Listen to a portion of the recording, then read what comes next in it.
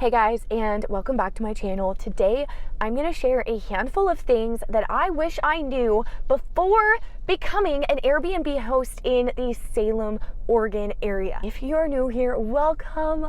My name is Mariah. I'm a real estate agent here in the beautiful state of Oregon, and I get calls, texts, and emails from people like you that are thinking about either relocating to or just buying or selling real estate in Salem, Oregon, or anywhere in the surrounding areas. If that's you, don't hesitate to reach out. I'd love to work with you as well. My husband Spencer and I run a top producing husband and wife real estate team here in the Willamette Valley. These are things, some of them are very like Salem area specific. So this is if you're buying in Salem or the surrounding areas to be an Airbnb, or if you're wanting to turn your primary residence that is, in this area into an Airbnb and then buy another property. Either way, I come on here consistently sharing everything that you need to know about buying or selling real estate in or moving to / living in Oregon. So if you haven't already, subscribe and hit the bell so you don't miss anything. Don't assume that just because you live in a very suburban-y area, a non-touristy area, that Airbnb is not going to work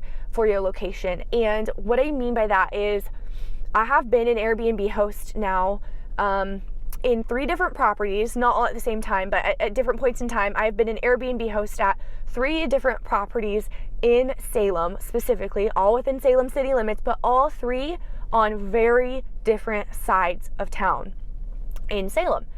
And all 3 properties were very different properties. One was a, 1980s built 3-bed, 2-bath home in a neighborhood, one side of town. One was a 3-story townhouse, complete other side of town. And one was a 2700 4-bedroom home, older but like colonial style, beautiful home, like 5 minutes from downtown Salem, but still kind of South Salem, but another very different side of town. So all that to say is that on all 3 of these different areas, though, that we have had Airbnbs at, all 3 of them have been completely fully rented out year round, including in the winter. And I know anytime I've told somebody that we're gonna be Airbnb-ing this certain property, all the feedback that I get is like, oh, you better be careful during winter because like no one's gonna come to Oregon in October. It might be busy in the summer because people come down here for weddings all the time. They come down here for, college graduations. There's a handful of colleges in the surrounding areas and or whatever. But actually, I was pleasantly surprised that from my experience, 3 different sides of town and 3 very different properties, all 3 were rented out year round if we wanted them to be. The second thing to be mindful of when becoming an Airbnb host for the first time is that yes, you're generally going to be, from my experience at least, netting a lot more from an Airbnb than you would from a long-term rental, although there's definitely pros and cons to both. However, something to really consider is cleaning fees. So we eventually made it so nobody could stay for any less than 3 nights. And honestly, I was kind of tempted to eventually change it to 4-night minimum because the cleaning fees can really add up. You look at your monthly, what you're making that month, and it seems like it's a lot. But then if you add up, if you have a lot of like 1-night, 2-night stays, if you add up the cleaning fee for every one of those stays, it definitely cuts a pretty big chunk into that budget. So I would definitely recommend 3-night minimum, and it will save you on the cleaning fees. The next thing that's really important to know is you need to think of this as a business and know that the price that you start at is not the price that you're going to end up at. And what I mean by that is for all 3 of these properties that we had on Airbnb at one point in time, all 3 of them, we started out extremely low, way lower than everyone around us said we should be giving for that house, if that makes sense. Like the people booking at first got a very good deal.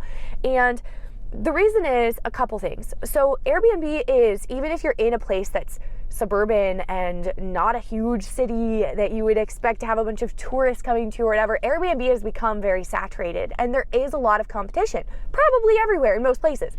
And so because of that, it's really hard for your listing to stand out at first, especially when there's other people that are super hosts and have that badge and all of that. So in order to get bookings, it is important to have your prices really low, but just know they're not going to stay that way forever. So all 3 of our listings, we had, they started out very low.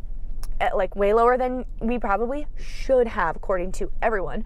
But then every stay, we would just bump the price up just a little bit until eventually all 3 properties got to the point where they were making way more than what we ever thought they would, even on Airbnb. So just know, just because you start out extremely low doesn't mean that you can't eventually be making a lot of money from Airbnb. I think that it's important to have that mindset that sometimes even if you just break even at first, like just get the ball rolling, get good reviews, focus on like getting 5-star reviews, and then you can raise the prices. And it doesn't have to take you months and months to raise the prices. Just get the first few stays in, and then every stay raise it by just a little bit, if that makes sense.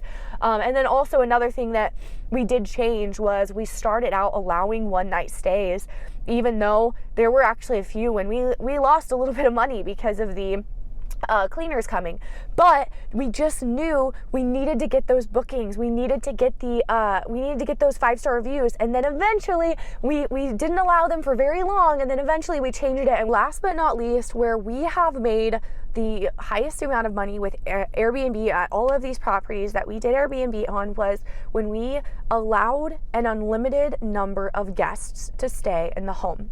What I mean by that is on Airbnb, you can say this is the max amount of guests that can stay. And many people considering becoming an Airbnb host that I've talked to at least are under the impression that if your home has 4 beds, then you can host up to 4 people. The most beds we've ever had in an Airbnb was 5 beds.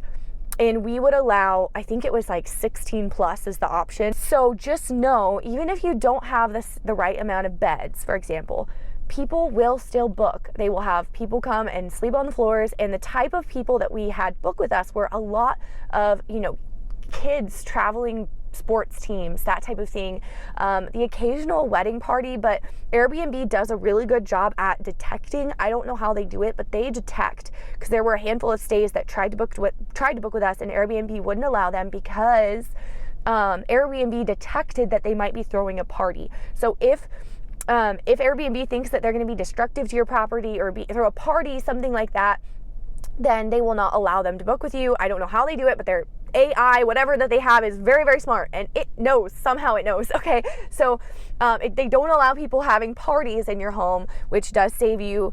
We've never had our house damaged by any means, and honestly, having big groups is really where you can make a lot of money with Airbnb if you're willing to do that. And for us, we would have it to where every guest after 2 people, there would be a charge. So every guest after 2 people, there would be a certain amount of charge per night per guest. So if you think about it, that really, really adds up. And that's honestly, I think, where the best possible money is made with Airbnb. So anyway, don't be scared to have big group stay. You can still have rules. We had a lot of rules at our Airbnb, and those rules, helped keep our house safe and the people staying in our house safe and all of that. So we definitely had a lot of rules.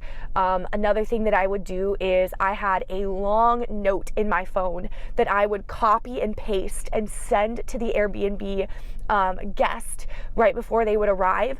When Airbnb gives you that little alert like so-and-so is coming soon, I would copy and paste this note and send it to the Airbnb guests. And this note basically just answered any question that they could think of before they asked me. It had things to do in the area, places they might want to go eat, but it also had, instructions on how to turn the fireplace on, like literally everything you could think of that they would ask me. And this honestly made it so I almost never had people reaching out to me with questions, because before they could even ask, I already was, just copy and pasted it and sent it over to them. So that will save you a ton of time if you are the property manager yourself for your Airbnb.